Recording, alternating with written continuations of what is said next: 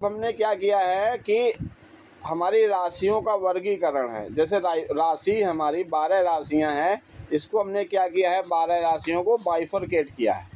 हर एक राशि को हमने डिवाइड किया है, तत्वों पर डिवाइड किया है। कितने प्रकार के तत्व होते हैं बताइए, कौन बताएगा? कितने प्रकार के तत्व होते हैं? 5 होते हैं। कौन कौन से? पृथ्वी, जल, आकाश, वायु और धरती। हाँ नहीं, धरती तो हो गया। हाँ, तुलसीदास जी ने इसी को कहा है। तुलसीदास जी ने अपने चौपाइयों में लिखा है, छित जल पावक गगन समीरा, पंच रचित अति अधम शरीरा। तो मतलब छित जल पावक गगन समीरा। लेकिन आपको हमें थोड़ा सा यहाँ पे ध्यान देना पड़ेगा कि इन राशियों में जो आकाश तत्व होता है काउंट नहीं किया जाता है, वो ग्रहों के साथ में आता है।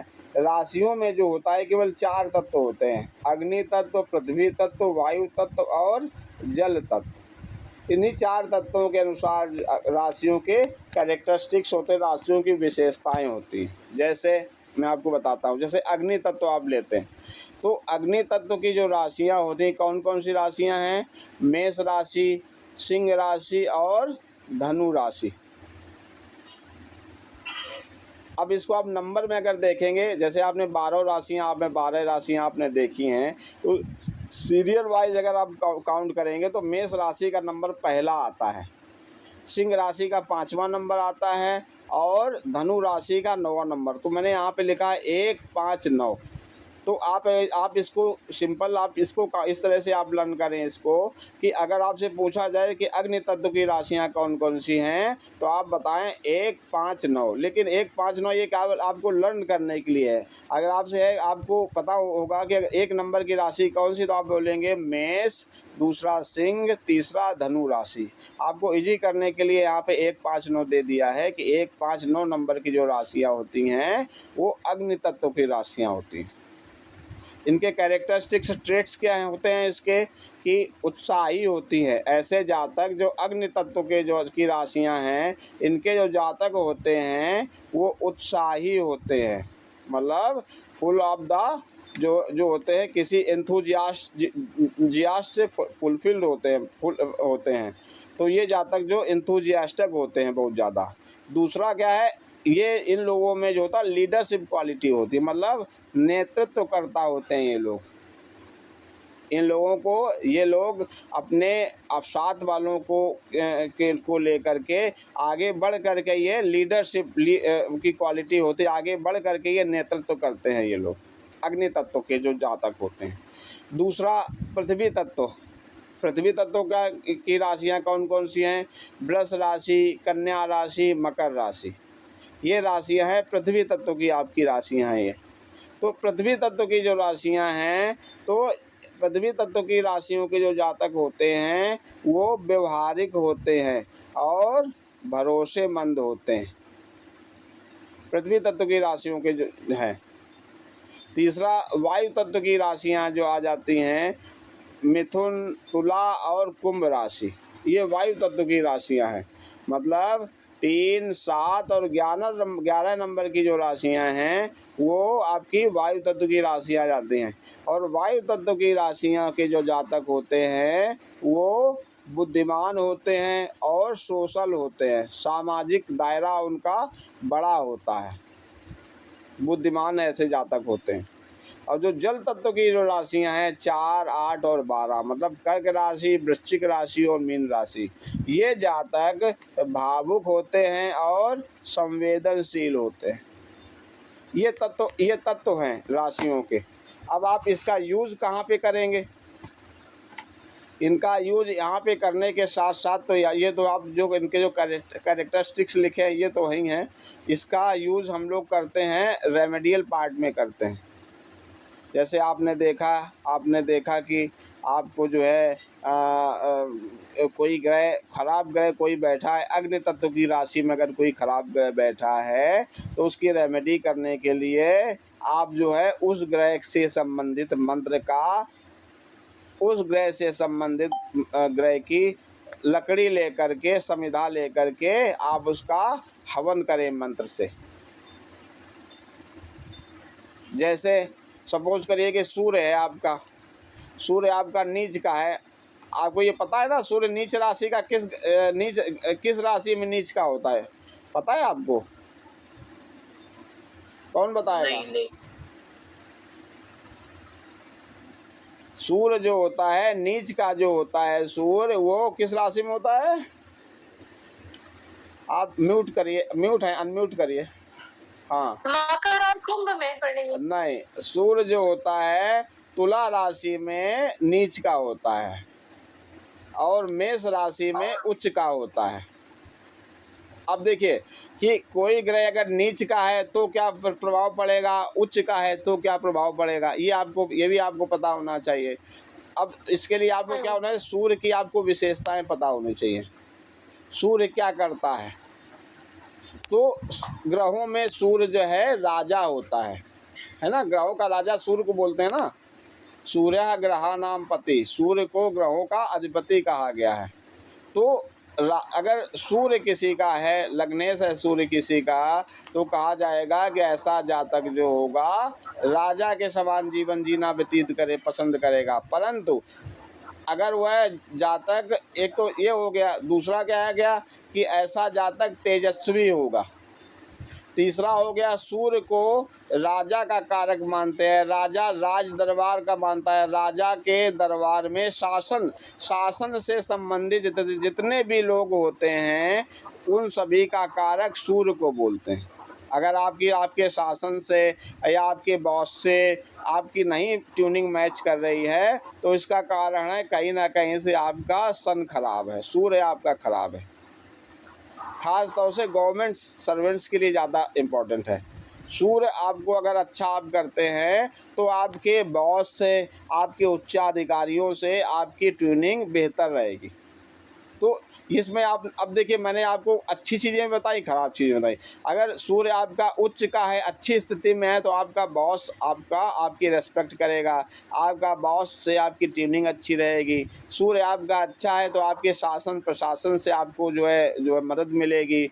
जो नेता लोग हैं, जो मंत्री लोग हैं, उन लोगों से आपकी ट्यूनिंग अच्छी रहेगी।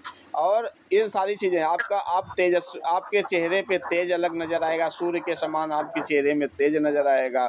और सूर्य जो कुंडली में पिता का भी कारक है। अगर आपका सूर्य अच्छा है तो आपके फादर के साथ आपके संबंध, आपकी ट्यूनिंग अच्छी रहेगी।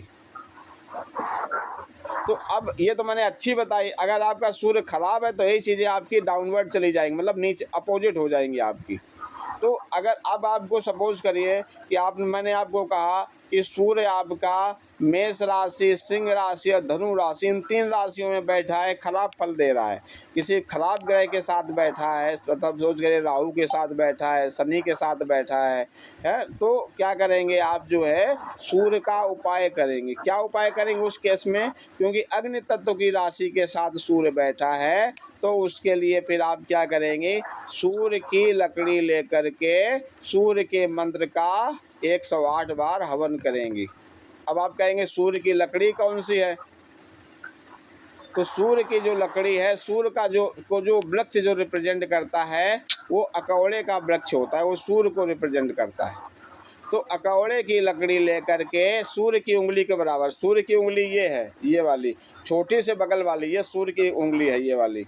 तो ये उंगली लेकर के इस उंगली के बराबर आप 108 लकड़ियाँ काट लीजिए, छोटी कर लीजिए, और घी में बोर करके ओम घृण सूर्याय स्वाहा, ओम घृण सूर्याय स्वाहा, इस मंत्र से आप 108 आहुतियाँ दीजिए। ये अब करना कब है, इसको रविवार को करना है, सूर्य के दिन में करना है। रेमेडी करने का एक टाइम होता है कि कौन सी रेमेडी कब करी जाए तो आपको उसका फल बेहतर अच्छा मिलेगा। तो सूर्य के रविवार को करना है। कितने समय करना है, सूर्योदय के 1 घंटे के अंदर करना है। तो ये जो हमने जो ग्रह राशियों का जो वर्गीकरण मैंने आपको बताया है, ये राशियों का वर्गीकरण इसलिए मैंने बताया है कि जब भी आप रेमेडी आप करते हैं तो उन राशियों के अनुसार रेमेडी करें। जैसे आप डॉक्टर के पास जाते हो तो डॉक्टर आपको बुखार चढ़ा है आपको, लेकिन उस बुखार की बहुत सारी दवाएं हैं। तो कभी डॉक्टर आपको टैबलेट देता है, तो कभी डॉक्टर आपको इंजेक्शन लगाता है, तो कभी आपको डॉक्टर किसी दूसरे तरीके से उपचार करता है। वो इसलिए करता है कि हर एक बीमारी का एक अपना एक प्रोसीजर होता है उसको सही करने का। इसी तरह से ज्योतिष में ग्रहों की रेमेडी करने का भी अपना एक प्रोसीजर होता है। सबसे पहले हम लोग देखते हैं कि वो ग्रह किस राशि में बैठा है। राशियों के आपने तत्व आपने देखे, राशियों के आपने तत्व देखे।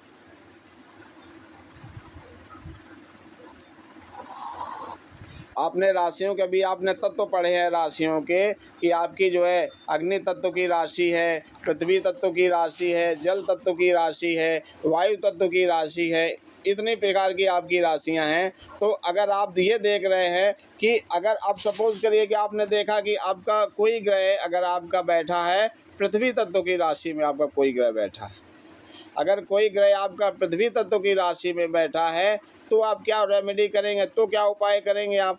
तो पृथ्वी तत्व की राशि में अगर कोई ग्रह बैठा है तो आप क्या करेंगे, जड़ी बूटी उसकी धारण करेंगे, या तो जड़ धारण करेंगे, या फिर आप उसका रत्न पहनेंगे।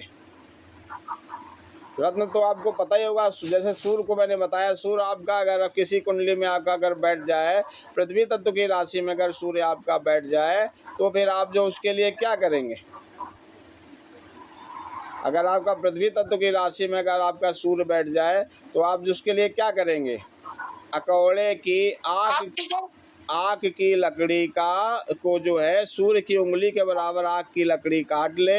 एक दिन पहले उसको आमंत्रित करें जा कर के, उसको अगले दिन जा कर के उसको लकड़ी को जड़ को ले आए, आँख की जड़ को ले आए, और उसको जो है लाल कपड़े में करके अपनी बाँह में बांधें। एक उपाय ये होता है। या दूसरा ये नहीं कर सकते तो दूसरा उपाय आप करें कि जो सूर्य का जो रत्न होता है, माणिक होता है सूर्य का रत्न, तो माणिक धारण करें। जो पृथ्वी के गर्भ से निकलने वाले जो रत्न होते हैं, जो जड़ी होती है, वो धारण किए जाते हैं पृथ्वी तत्व की राशि में जब कोई ग्रह खराब बैठा हो। जैसे सूर्य के लिए बोला मैंने, अगर सपोज करो आपका जो है इधर पे आपका बैठा होता, आपका जो है मंगल सपोज करो बैठा होता, खराब स्थिति में होता, तो मंगल के लिए क्या करते हैं, अग्नि तत्व का अगर होता तो खैर की लकड़ी ले लेते, खैर की लकड़ी से हवन करते। मंगल के मंत्र का ओम भौमाय स्वाहा, इस मंत्र से कहता है, मंगल का एक वैदिक मंत्र ले लेते, तो उससे हम लोग 108 बार हवन करते। अगर ये पृथ्वी तत्व की राशि में अगर मंगल बैठा होता, तो हम लोग क्या करते, मंगल की उंगली के बराबर, मंगल मतलब सूर्य की उंगली के बराबर आप जो है खैर की लकड़ी लेके उसको अपनी बाह में धारण करें। या फिर नहीं कर सकते हैं तो फिर आप जो है उसको कोरल पहने, कोरल मतलब मूंगा, रेड कोरल पहने आप उसको। ये रेमेडियल पार्ट है। अब जैसे वायु तत्व की राशि है, तो वायु तत्व की राशियाँ कौन कौन सी है। कोई ग्रह वायु तत्व की राशि में बैठे, मतलब मिथुन में बैठे, तुला में बैठे, कुंभ में बैठ जाए, तो क्या होगा, ऐसा जातक बुद्धिमान होगा, सामाजिक होगा। तो अगर वायु तत्व की राशि में अगर कोई ग्रह बैठा है, तो आप उसमें उस केस में क्या करोगे, आप मंत्र को चैंट करोगे, चैंटिंग करोगे, स्तुति करोगे उस देवता, उस ग्रह की। जैसे हम लोग करते हैं ना, प्रार्थना करते हैं, हनुमान चालीसा पढ़ते हैं, और हम लोग जो है हनुमान जी के मंत्र का जप करते हैं, तो चैंट करते हैं वहाँ पे। वायु तत्व की राशि में बैठा, उसमें उपाय करते, रेमेडी करते हैं, चैंटिंग करते हैं।